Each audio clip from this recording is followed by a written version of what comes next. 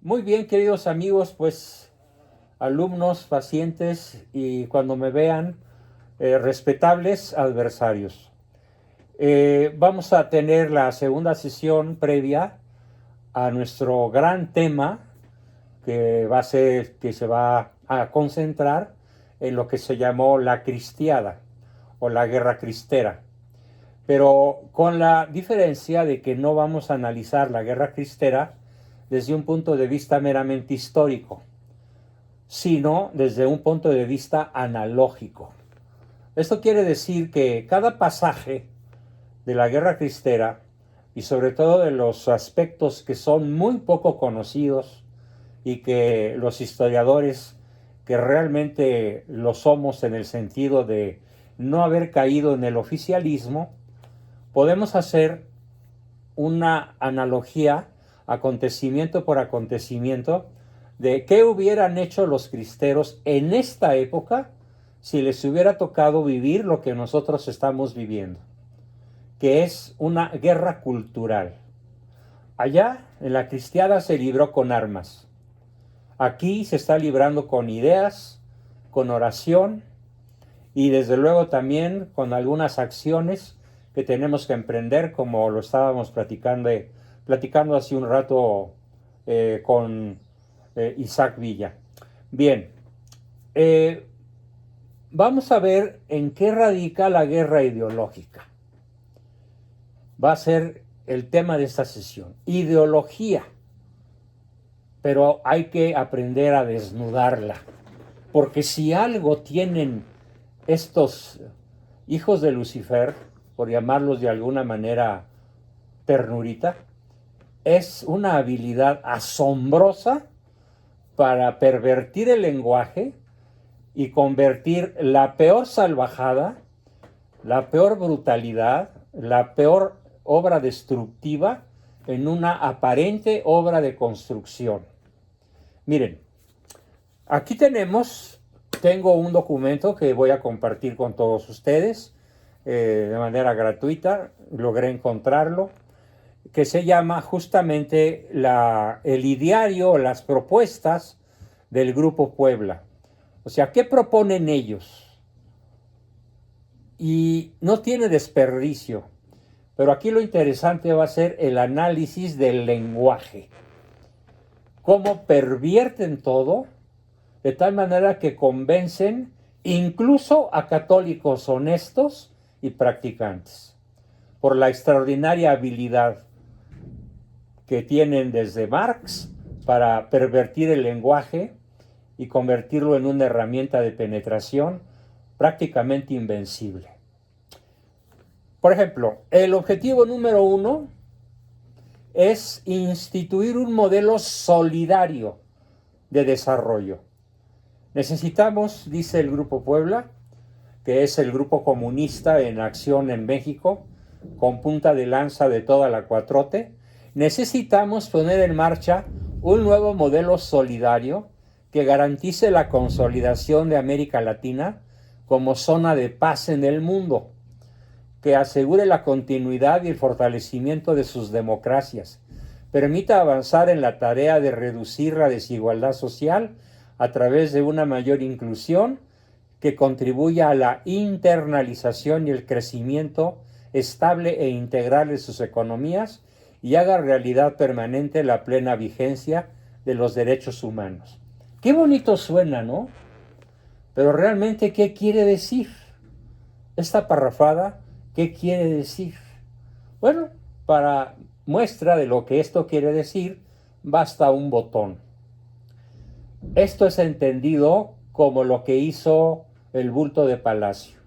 Si tú, Biden, no invitas a Nicaragua, Venezuela y Cuba a la cumbre de Los Ángeles, yo no voy. ¿Por qué? Porque soy solidario con el modelo de desarrollo de Cuba, Nicaragua y Venezuela. Ya sabemos que son 3 estados totalitarios. Son 3 estados, y les doy otro ejemplo de ese totalitarismo que sucede el día de hoy. El tirano de Nicaragua decidió expulsar a las monjitas de la caridad, de la institución que fundó la Madre Teresa, por considerarlas diablos vestidos de monjas. ¿Por qué? Porque el catolicismo plantea un modelo de desarrollo económico, un modelo de desarrollo social, un modelo de solidaridad que no tiene nada que ver, obviamente, con el comunismo. Entonces Ortega las anatematiza, las sataniza y las expulsa del país y las hace cruzar, después de robarles todos sus medios de subsistencia, sus conventos, sus centros de acopio de alimentos para los más pobres, para los más necesitados, para los ancianos, para los leprosos, para los niños de paladar hendido y multitud de obras más de caridad que estas santas mujeres tenían en Nicaragua, las expulsa y las manda a Costa Rica. Por fortuna, el gobierno de Costa Rica es de los menos indecentes de la región y recibió a las monjitas, pero ¿cómo es posible que estén hablando justamente de instituir un modelo solidario de desarrollo donde los tres líderes más importantes de este modelo solidario de desarrollo pues son Nicolás Maduro, el venezolano, Díaz-Canel, el cubano, y Ortega, el nicaragüense, y los tres tienen orden de aprehensión en los Estados Unidos por narcotraficantes y otros delitos del fuero común y del orden federal y que atentan contra la seguridad de los Estados Unidos y que por eso, precisamente por eso, no fueron invitados. Esto es en cuanto al tema número 1. Tema número 2. Fíjense, aquí hay un poco de descaro, pero también suena bonito. Recuperar el papel fundamental para el Estado. ¿Qué es esto? En una buena traducción, que obviamente el pueblo desconoce. Incluso muchísimos profesionistas de alto nivel me han dicho, no, Juan Bosco, pues es que es excelente que que el Estado recupere su papel fundamental, porque no puede pensarse en un futuro seguro, igualitario, libre y democrático si no se recupera un control activo y protagónico para el Estado, desmontado y debilitado según el dogma neoliberal. Ahí está el discurso de López Obrador. O sea, se trata de desmontar el orden neoliberal, el dogma neoliberal.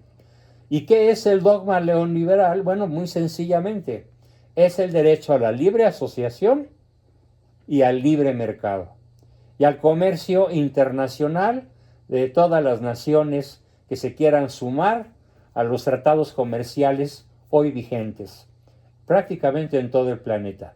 Estos tratados comerciales como el TEC-MEX, como el Telecán, como el tratado con Europa, etcétera, son vistos por la izquierda comunista como una terrible amenaza. Ellos lo llaman una tropa brutal que amenaza nuestra supervivencia porque quieren seguirnos imponiendo el modelo neoliberal. ¿Cuántas veces ustedes han oído o han leído quejarse al bulto de Palacio? Eso es culpa de los neoliberales, de los conservadores, de los fifís. Bueno, pues todos ellos, dichos de una manera tan despectiva, son los que construyeron el progreso verdadero que de alguna manera todavía tenemos en México. El México donde hubo, porque está dejando de haber, libre empresa, programas a futuro, como por ejemplo, nada más un botón de muestra. ¿Qué dijo el Pejelopostli cuando vio las aspas de los molinos de viento en la cordillera de la Rumorosa, en Baja California Norte, en el tramo que va de Tecate a Tijuana? Dijo, qué feos, qué manera de afear el paisaje. En vez de considerar que justamente ese modelo de energías limpias iba a dar trabajo a cientos de miles de personas, y oponiéndose justamente a eso el nombre de estimular la responsabilidad social del mercado, clausuró un proyecto megamillonario, no recuerdo de qué cantidad de dólares, pero estamos hablando de docenas de miles de dólares, de una cervecera que ya prácticamente estaba instalada. Y prohibió que la energía de Baja California, que además iba a surtir a los Estados Unidos con una muy buena paga, se echara hacia adelante. ¿Y todo por qué? Porque hay que estimular la responsabilidad social del mercado. ¿Y qué se entiende en la izquierda por responsabilidad social? Primero los pobres. Y la izquierda ama tanto a los pobres que ya vimos que los multiplica. Siguen. Asumir la salud como bien público global. ¿Qué es la salud como bien público global? Bueno, se los platico con las noticias más recientes. Ustedes se enteraron de que los jueces de la Suprema Corte o del Tribunal Supremo en los Estados Unidos le quitaron a los centros abortistas y a los estados el derecho de abortar después de 50 años de apoyo al aborto. Los jueces, 6 de ellos católicos, 5 católicos y un evangélico, derogaron la ley Roe and Wade, la hicieron añicos y quitaron a la Unión Americana el derecho al aborto, el derecho constitucional al aborto. Bueno, pues en este sentido, el día de hoy Biden firmó un decreto presidencial mediante el cual sigue apoyando el derecho al aborto. Biden pasa por ser un católico, una persona que comulga, una persona que busca la salud como bien público global, pero declara que el derecho al aborto es un derecho inalienable y es un derecho sacrosanto de toda mujer para decidir sobre su cuerpo. Y ya sabemos que la chusma en México no sabe diferenciar entre el cuerpo de la mujer y el cuerpo del recién concebido, del nonato, ya no digamos del que tiene 6 o 9 meses de estar en el vientre materno. Obviamente no sabe diferenciar del embrión respecto de la madre. Porque para la izquierda, un bien público global es el derecho al aborto. Y hoy otra noticia en Europa. La Unión Europea lanza una iniciativa de ley para que el derecho al aborto sea reconocido en toda Europa de manera constitucional e inviolable. Esto significa asumir la salud como bien público global. ¡Qué bonito se oye! Pero ¿cuál es la realidad? La realidad es la instalación del aborto como un derecho sacrosanto e inalienable en cualquier mes de la vida del nonato, incluyendo en Nueva York, por ejemplo, el derecho a asesinar al niño una vez que éste ya nació, pero que no cumple con los parámetros de la madre. A eso nos estamos enfrentando. ¿Qué harían los cristeros si ellos tuvieran este problema frente a ellos, como nosotros lo tenemos? Tenemos que encontrar la analogía al ver la guerra cristera, cómo se desarrolló, cuáles fueron sus dificultades, dónde consiguieron los apoyos, cómo se movieron, qué decisiones tomaron, qué tipo de líderes hubo, para que de nosotros salga un poderoso movimiento capaz de oponerse a esta, ¿cómo lo diría yo? Se me iban a salir algunas palabrotas, lo diré de manera elegante.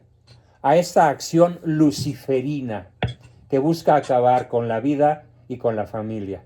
Por supuesto, la salud pública la salud como bien público global también incluye el matrimonio igualitario, la adopción de niños por parejas gay y cuantas desviaciones del orden natural ustedes puedan imaginar. Nos vamos al quinto objetivo del Grupo Puebla. Ojo, primero lo leo y luego lo comento. Dicen, revisar las privatizaciones y promover más control público y menos mercado en el suministro de servicios y bienes públicos. ¿Cómo se traduce esto? Pues como lo hacía Hugo Chávez y como lo sigue haciendo Maduro y como terminó de hacerlo Cuba, porque ya no hay nada que hacer, y como terminó de hacerlo Nicaragua. ¿Qué fue lo que empezó Hugo Chávez con este eslogan, con este propósito? Revisar las privatizaciones y promover más control público y menos mercado en el suministro de servicios y bienes públicos. Se reduce a una sola palabra, queridos amigos. Exprópiese. Decreto presidencial. Exprópiese. Y así se expropiaron todas las empresas privadas de Venezuela, de Cuba, de Nicaragua. Ya van para allá las de Ecuador, las de Chile, las de Argentina, las de Colombia, las de Perú, las de Bolivia y aguas, también las de México. Porque este compromiso surgió en Puebla, en la ciudad de Puebla, aquí a unos cuantos kilómetros de donde muchos de nosotros vivimos. Allí se está cocinando el ataque a la empresa privada con un párrafo elegantemente redactado y que las focas aplauden gustosas y que equivale esto como a lo dijo no sé quién. Si alguno de ustedes sabe quién lo dijo, recuérdemelo. Lo que está sucediendo en México y en toda América Latina es como si los tripulantes del Titanic aplaudieran el hundimiento de su barco en vez de buscar salvavidas. Además, con la música que nunca dejó de sonar hasta que los músicos se ahogaron y se murieron. Ese es el punto número 5, uno de los más peligrosos, frente a los cuales vamos a tener que encontrar, ¿y ahora qué hacemos? Punto número 6.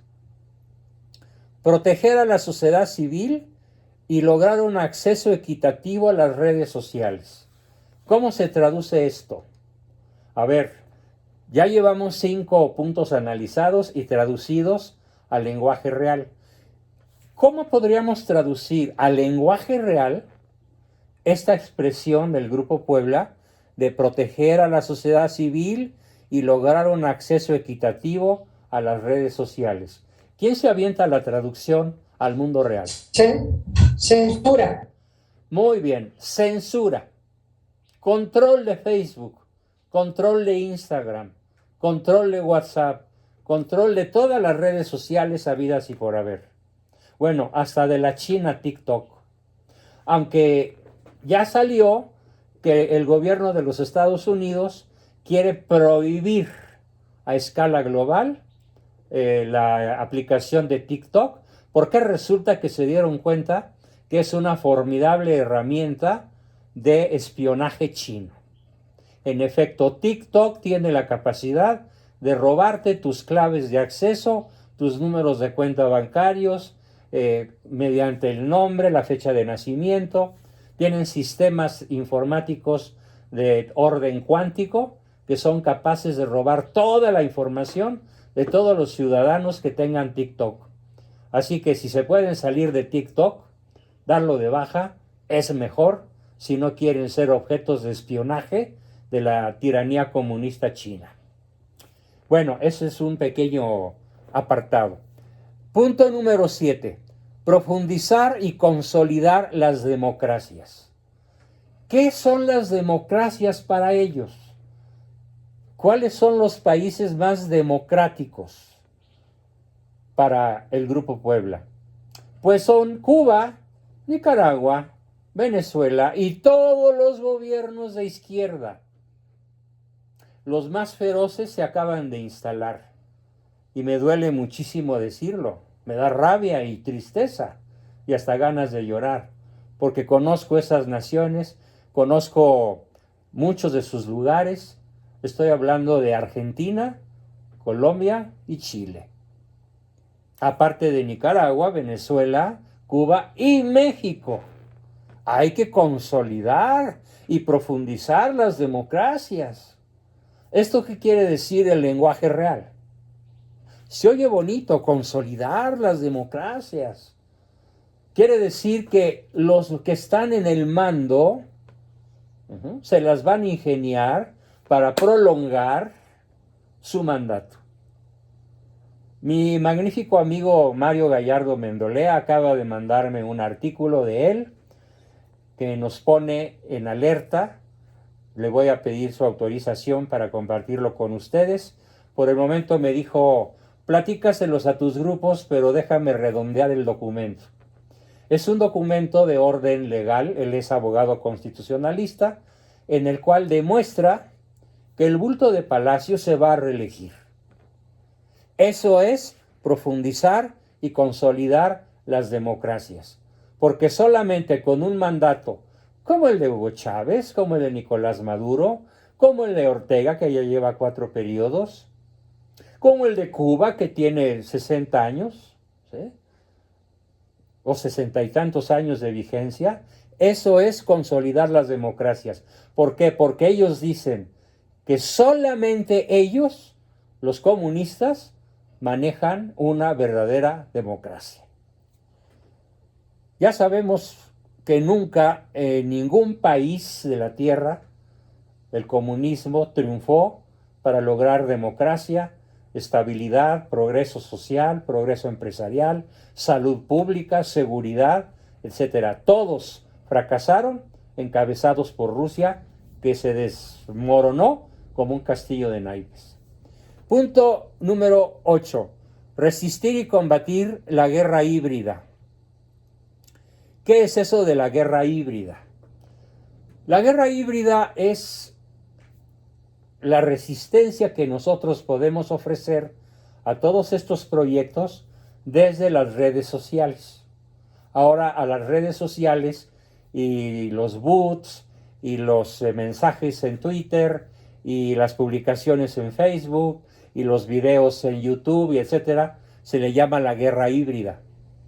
Y ellos se quejan de que nuestra región, hablando de toda América Latina, ha sido agredida por la guerra híbrida, que es una iniciativa liderada por los Estados Unidos que consiste en alterar el curso de nuestras democracias. Ya quedamos cuáles son sus democracias. Podemos decir que hoy se salvan de ser comunistas Bolsonaro en Brasil, pero con la amenaza de que en unos cuantos meses Lula regrese al poder. Lula, uno de los peores monstruos de la izquierda.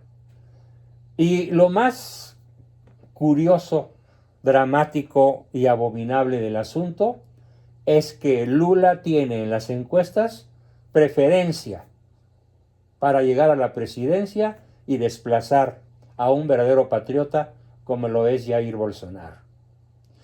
Queda Brasil, y espero que no caiga, hay que pedir mucho que no caiga. Queda El Salvador, donde este Bukele realmente está dando una feroz pelea al corazón de la bestia, que es el narcotráfico y la violencia de los maras salvatruchas, a los que por fortuna ya tiene en la cárcel a más de 30,000. Y hoy precisamente acaba de decir que va a reforzar la pelea contra estos grupos criminales. ¿Qué quiere decir entonces resistir y combatir la guerra híbrida? Pues lo que realmente quiere decir es que van a buscar que Dilma Rousseff, Fernando Lugo, Manuel Zelaya, Evo Morales y todos los líderes de la izquierda, ¿sí?, sean los que se cubran de gloria diciendo que Estados Unidos y su política neoliberal es el culpable, como lo dice el bulto de Palacio, de que haya pobreza, miseria y hambre. Y ya sabemos que la realidad es exactamente al revés, que donde ha triunfado la izquierda, como en el caso de México, es donde hay justamente pobreza, miseria y hambre.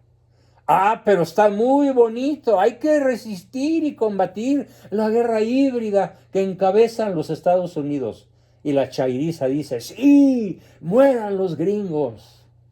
Vean qué inteligencia diabólica para meterse en la mente de las personas. Siguiente, rechazar, punto número 9, rechazar las guerras jurídicas. El Grupo Puebla, dicen ellos, rechaza las guerras jurídicas que hacen parte de la guerra híbrida y han buscado recortar los derechos de nuestras organizaciones, movimientos o partidos progresistas. Ellos se autonombran progresistas. Así se llaman los comunistas. Se autonombran progresistas, salvadores de las patrias, héroes. Estos procesos que se vienen adelantando, las guerras jurídicas, con apoyo de los Estados Unidos, contra dirigentes progresistas de la región, buscan impedirles elegir y ser elegidos mediante el recorte de sus derechos al debido proceso y la estigmatización mediática por parte de poderes fácticos que han desplazado los espacios democráticos ocupados por los partidos. Se los traduzco.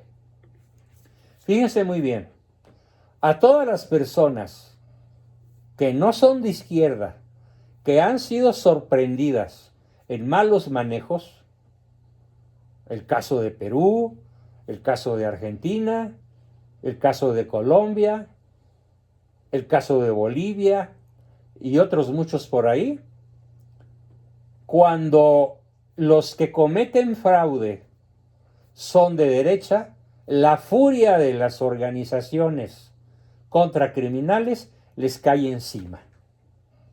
Pero cuando toman la presidencia de la República exguerrilleros, exterroristas, como el caso de Chile, Argentina y sobre todo Colombia, allí no se les toca legalmente ni con el pétalo de una rosa.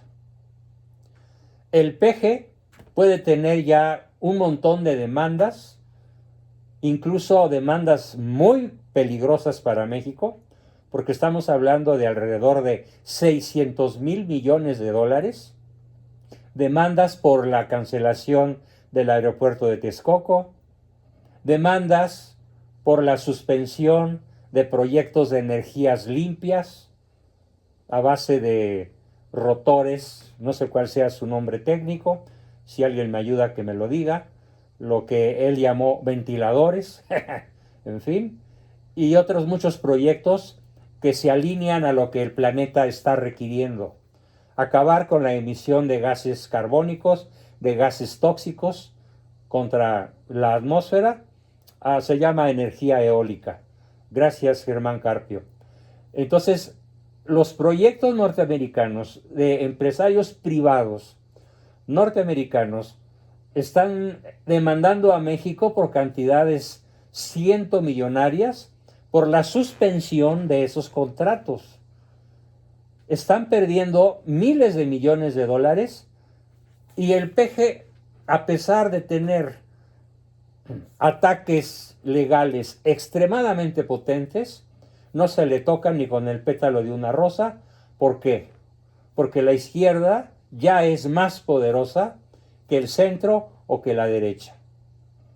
La izquierda ya tiene más poder para impedir las guerras jurídicas que se puedan hacer contra sus personajes corruptos. Yo diría que el más corrupto de todos es justamente malo. El que ha deshecho más proyectos empresariales, el que ha causado mayores daños a la salud, a la economía, a las relaciones internacionales, a la familia, a la vida. El que más daño ha causado en el continente latinoamericano es justamente malo. Y es el que está más protegido por la izquierda y por sus abogados. En todos los países él tiene puntos de apoyo y esto entonces se dijo, punto 9, rechazar a las guerras jurídicas y vencerlas. Entonces, en pocas palabras, lo que esto realmente significa es que todos los corruptos de izquierda serán protegidos. Se le llama lawfare en inglés. La ley en acción, lawfare. Y esto lo rechaza el Grupo Puebla, y cuando el Grupo Puebla rechaza esto, recibe el aplauso de las focas. ¡Qué bien que rechacen! Que nuestros héroes sean encarcelados, y qué bien que esos personajes neoliberales sean metidos a la cárcel. ¿De qué estratagema se está valiendo ahorita malo para desviar la atención acerca de sus desastres? Para que la gente no se fije en la catástrofe que es México en todos los aspectos en este momento, y que se lo dijo de una manera contundente. No conozco un discurso mejor contra las barbaridades del Peje que el discurso que pronunció hace unos cuantos días el rector de la Pontificia Universidad de México, universidad que con el paso del tiempo, estamos en proceso, avalará los diplomas a los cuales ustedes sean acreedores por sus asistencias a los cursos que yo imparto. Bueno, pues este rector da un discurso formidable que voy a tener el gustazo de mandárselos a todos para que lo escuchen. Dura 8 minutos, pero no tiene desperdicio. Es la contrarréplica a este punto número 9 de rechazar las guerras jurídicas o lawfare. El discurso que da este gran sacerdote, este gran rector de la Pontificia Universidad de México, señala con una precisión de quirófano, de bisturí bien afilado, los gravísimos errores intencionales, que no son errores productos de la tontería, de la incultura o de la necedad. No. Son obras intencionales de destrucción del orden jurídico, del orden empresarial, del orden familiar, del orden social, de la seguridad. Son hechos intencionales con premeditación, alevosía y ventaja. Así se aplica en México el punto número 9. Punto número 10, fíjense qué descaro. Defender a Cuba, Nicaragua y Venezuela de las agresiones e injerencias de potencias extranjeras o terceros estados. Claro, aquí habría que añadir México, Perú, Argentina, Bolivia, Chile, Colombia, Ecuador. Se escapa Brasil todavía, pero pronto va a estar en la lista. Defender a todos estos países de agresiones e injerencias de potencias o terceros estados. Aquí el Grupo Puebla está haciendo un uso maquiavélico de ese espíritu anti-yanqui en el cual muchísimos de nosotros crecimos de niños. Yo me acuerdo muy bien, en mi niñez y en mi adolescencia y en gran parte de mi juventud, decir malditos gringos, y bueno, decir malditos gringos era un piropo. Se utilizaban palabras mucho más contundentes. Y era la inmensa mayoría. O sea, si por ejemplo en el Zumárraga, en la escuela Instituto Fray Juan de Zumárraga, éramos entre primaria, secundaria y prepa, 4,000 chamacos, 4,000 varones, no había uno que no coreara el malditos gringos. Ahora somos adultos, muchos de la tercera edad como yo, o de la cuarta porque ya estoy en los 80. Bueno, entonces, qué genial manera de explotar el espíritu anti-yanqui diciendo, hay que defender a México, hay que defender a Cuba, Nicaragua y Venezuela de las agresiones e injerencias de potencias o terceros estados. Y entonces, los chairos se suman a esto. Porque si algo promueven, si algo hacen magníficamente bien hecho nuestros adversarios, es la propaganda. ¡Qué manera tan formidable de utilizar los recursos del Estado para hacer propaganda a favor de estos propósitos que siguen avanzando en la destrucción de nuestra patria y de las patrias de todos los latinoamericanos. El punto número 11. Promover un combate efectivo contra la corrupción política. El Grupo Puebla entiende que la lucha contra la corrupción, pública, como una contraparte privada, empieza por recuperar el concepto de servicio público y erradicar del Estado las prácticas de mercado que convirtieron las decisiones de gobierno en subastas privadas de mercancías y servicios públicos. Traducción. ¿Qué quiere decir este párrafo? Quitarle a la empresa privada todos los contratos para dárselos al Estado. Algo que está sucediendo. Seguramente ustedes han visto en las noticias cómo hay una persecución jurídica muy violenta contra un personaje el que llaman Alito, que es el jefe del PRI, el presidente del PRI, o como se diga. ¿Cuándo se desató esta cacería feroz contra Alito? Unos días después de que Alito impidió que esta corrupción, bueno, así la llama el PG, se detuviera. ¿Qué se logró con el voto del PRI, del PAN y del PRD unidos?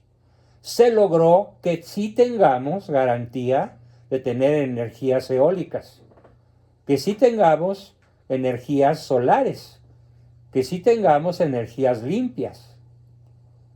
Eso se logró con la adhesión del PRI a un pacto de los partidos de oposición. E inmediatamente que se logró este pacto, la furia del Estado izquierdista, comunista, antimexicano le cayó encima. Y hoy Alito está refugiado en algún país de Europa. Dice que va a volver, pero obviamente tú le crees, yo tampoco. Porque del momento que pise suelo mexicano, ya tiene orden de aprehensión. El presidente del PRI. Esto está dentro del combate efectivo contra la corrupción política. Y como este señor Alito sí es corrupto, pero además se opuso a la reforma eléctrica del bulto, que quería dejarnos sin energías limpias, que quería, y ya, bueno, hizo su refinería, ¿no? Hoy vi un video divertidísimo en el cual Loret de Mola y Broso el payaso están celebrando la inauguración de la refinería de Dos Bocas, llamada Olmeca, y sirven un líquido en una taza. Mira, este es el primer barril de petróleo. Y lo prueban los dos, Loret de Mola y Broso el payaso, y le dan un sorbo y dicen, ¿a qué sabe? Y dice uno de los dos, pues a petróleo no sabe. No, pero yo ya sé a qué sabe. Sabe a atole. Tomémoslo con el dedo. Buenísimo el video de Broso el payaso y de Carlos Loret de Mola, pitorreándose de la supuesta inauguración de una refinería que no refina. Y si llega a refinar, pasarán mínimo 3 o 4 años. Es un rotundo fracaso. Como del aeropuerto que no tiene vuelos. Como del avión que se iba a vender o a rifar y nunca se vendió ni se rifó. Como a los niños que se les dejó sin medicamentos para el cáncer, etcétera, etcétera, etcétera, etcétera. Todo eso es, según la izquierda, ojo, combatir de modo efectivo la corrupción política. A eso se refiere, a la destrucción del país, mediante el subterfugio, el pretexto espléndidamente redactado de que vamos a combatir la corrupción política. Punto número 12. Generar cadenas sociales de valor. ¿Qué es esto? A ver, vamos a ver qué dicen y luego realmente qué cosa es. La creación del valor a través de la reindustrialización debe empezar por el desarrollo de cadenas sociales de valor de pequeñas y medianas empresas que actúen asociando eslabones productivos incluyentes y sostenibles ambientalmente. Este proyecto debe acompañarse con una mayor inversión en innovación, el desarrollo de infraestructuras regionales y la creación de mayores facilidades logísticas en un entorno internacional en el cual vender, desgraciadamente, ha sido más importante que producir. ¿Qué quiere decir?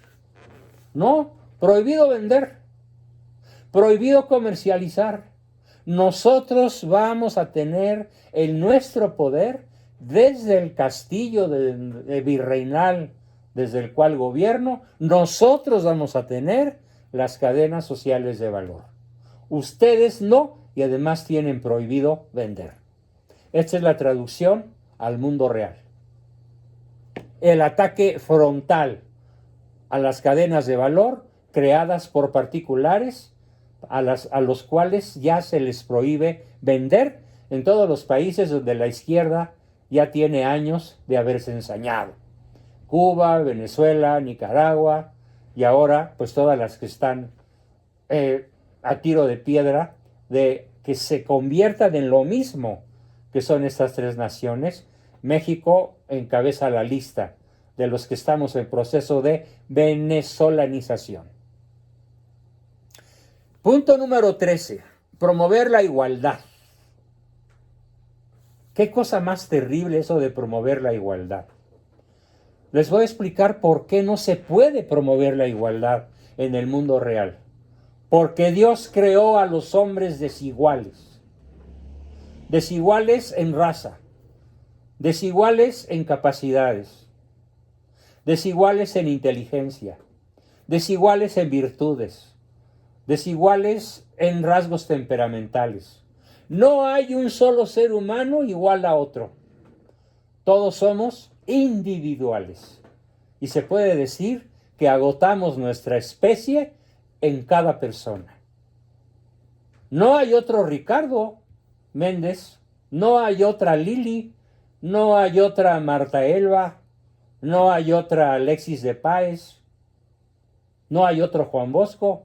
Cada quien es único y diferente. Promover la igualdad es ir contra la naturaleza. No hay tal igualdad. Como dicen los franceses católicos, vive la différence. Viva la diferencia.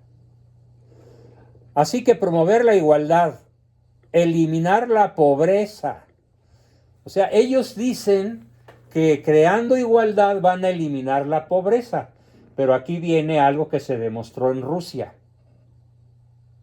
La clase gobernante se enriquece de manera estratosférica.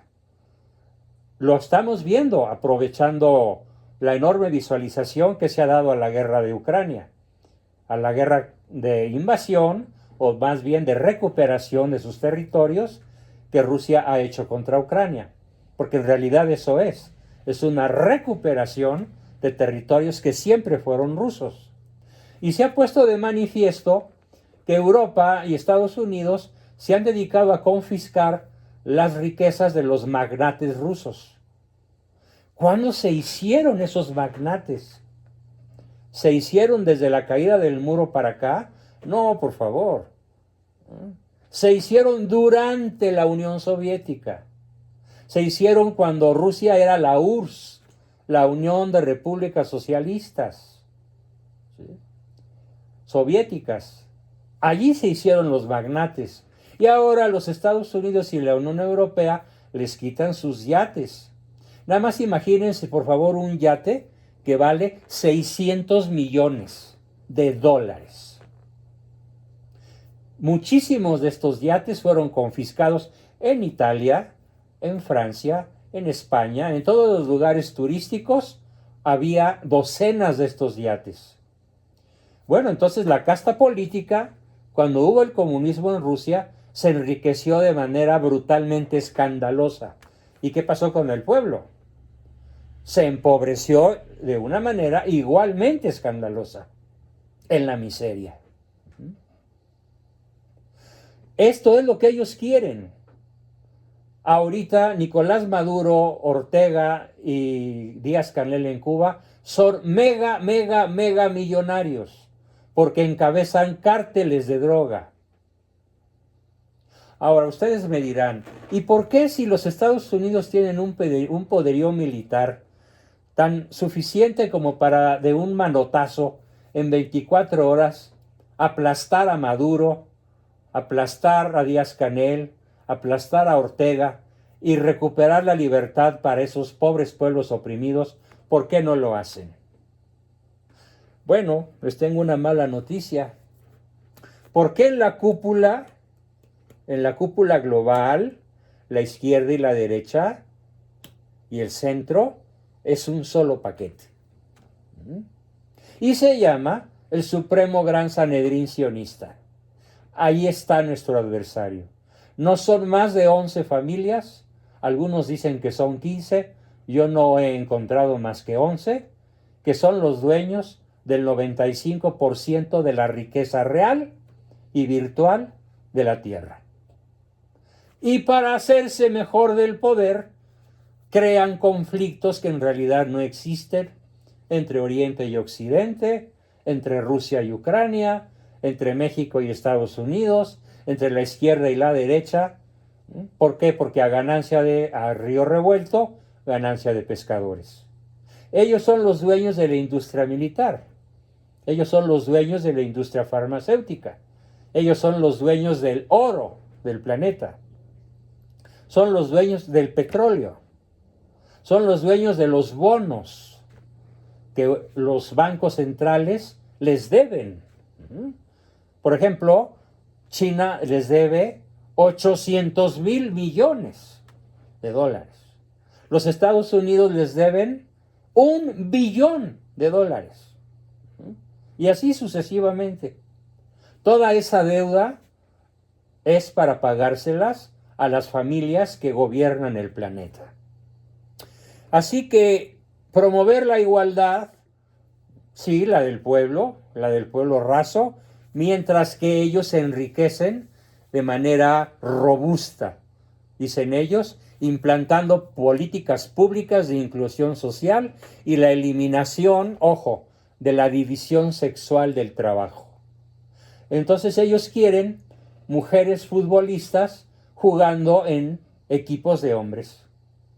¿Qué creen? Hace unas semanas el Comité Olímpico Internacional legalizó que en algunas competencias olímpicas de nado, de competencia de carreras, de salto, de lanzamiento de jabalina y otros deportes, son como 11 o 12 deportes, los transexuales, es decir, hombres convertidos en mujeres, puedan competir olímpicamente contra mujeres.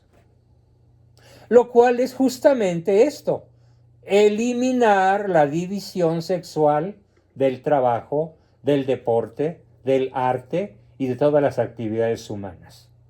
Porque evidentemente desconocer que varón y hembra nos creó Dios es atacar la obra de la creación en su línea de flotación.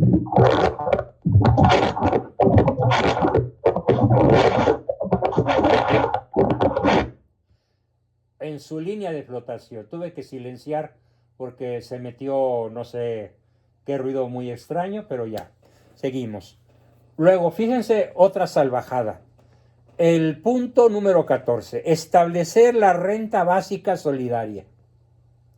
¿Qué es esto de establecer la renta básica solidaria? Consiste en dar un sueldo mensual al que no trabaja. Exactamente en eso consiste. Claro, no está dicho de esta manera. Veamos cómo lo dicen. El Grupo de Puebla propone como punto de partida para enfrentar la crisis social agravada por la pandemia que llevó a millones de personas a la pobreza, una renta básica solidaria, por sus siglas RBS, de carácter temporal y probablemente definitivo, por el periodo que duren los efectos económicos y sociales de la pandemia. La renta básica solidaria debe complementar los programas de transferencia de ingresos existentes, o sea, las dádivas que el PG manda con mensajes de aquí te manda el señor presidente de la República Andrés Manuel López Obrador. Y así es como tiene comprados alrededor de 70 millones de habitantes de este país. La renta básica cubriría a los 83 millones de latinoamericanos que quedaron en la pobreza extrema después de la pandemia, 16 millones más después de ella y 214 millones en la pobreza absoluta, de acuerdo con los datos de la CEPAL. No sé qué significa CEPAL, si alguien lo sabe, ayúdeme por favor. Entonces, la renta básica es justamente la manera de tener comprado el voto de la izquierda. Perdón, comprado el voto para la izquierda. Por eso pueden ganar en Brasil. Por eso ganaron en Colombia. Por eso ganaron en Chile. Por eso ganaron en Ecuador. Porque se dedican a repartir la riqueza generada por los que sí trabajamos. Por los que sí pagamos impuestos. Eso no es caridad cristiana. Eso es contra caridad cristiana. San Pablo dice, el que no trabaje, que no coma. Y dice, el que al altar sirva, del altar coma, refiriéndose a personas como un servidor, como los sacerdotes, como las personas que se dedican al desarrollo humano, etc. Entonces, esto de la renta básica solidaria, pues prácticamente en México ya está instalado y que cuesta, agárrense, 600,000 millones de pesos al año. Se escriban 600,000 y luego añádanle otros 6 ceros, 600,000. Y por supuesto eso implica que todos los programas que deberían estar vigentes han sido cancelados. ¿Por qué? Porque tiene que alcanzar para sus obras faraónicas, que no son más que obtener un prestigio basado en dinosaurios, en elefantes blancos y obtener la gratitud eterna de aquellos que viven de la dádiva, aprovechándose el peje de la tradicional pereza del pueblo de México. Sí, los que somos trabajadores somos una minoría, muy dignamente representada en este grupo. Porque no es nada fácil invertir un buen tiempo los lunes, los miércoles, los viernes, también en las consultas privadas, y además pagar sus cuotas no es nada fácil, lo reconozco. Y sí trabajamos, pero ellos no trabajan y esperan la dádiva que va a venir de Palacio, pero que no va de Palacio, no sale de Palacio, sale de tu bolsillo, sale del mío. Y así es como la izquierda nos presenta de manera maravillosa, atractiva y seductora establecer la renta básica solidaria para que los pobrecitos que se quedaron y que ahora están muertos de hambre puedan sobrevivir. En vez de crear empresas, en vez de promover el ingreso como se hizo en Estados Unidos y en la Unión Europea, allá hicieron exactamente lo contrario que en México.